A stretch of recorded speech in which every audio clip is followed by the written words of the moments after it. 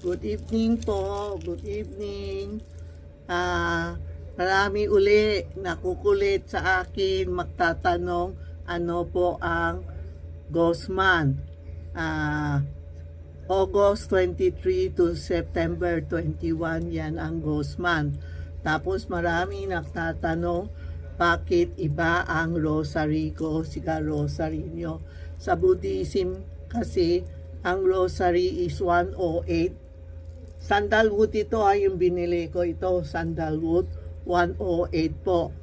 Bibilang ka, tapos magdadasal ka, Om Mani Padme Hum, Om Mani Padme Hum, Om Mani Padme Hum, Om Mani Padme Hum, Om Mani Padme Hum. Yan ang dadasal natin. Ito naman sa gitna, hindi ko na dinagay ng Buddha o ano, dinagay ko prayer sa loob, ginawa ko kristal para maiba naman ang rosary ko.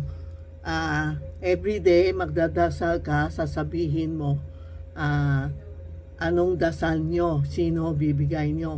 Tapos pwede ka na maglagay dito pag tutulog ka.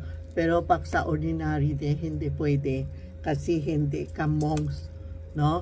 Magdasal tayo, pray tayo, Om Mani Padme Hum sa mga beloved parents natin, mga ano ba yun, mga namatayan o tatay natin, asawa natin o mga biyanan, i-pray mo, o kung sino may sakit, pray mo para sa kanya. Sa Ghost Month ito ha, Ghost Month ha, okay? Tandaan nyo, magdasal na tayo, umpisa na para ma-peaceful tayo, wag tayo gabi uuwi, no?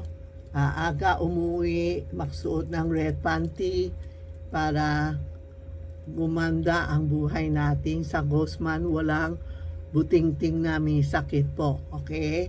Salamat. Thank you sa lahat na legit si Tita Maxia. Hindi ako nagloloko sa customer. Kung sino may nagalit sa amin, pumunta kayo sa tindahan, kakausap ko kayo, no? O misunderstood tayo o hindi, basta ano na lang, kung galit kayo, naninira kayo, pumunta na lang kayo dito. Pero hindi ako na natatanggap ng professional fee, ha? Yan ang masakit sa amin. Hindi, never kami naniningil po, ha? Thank you po.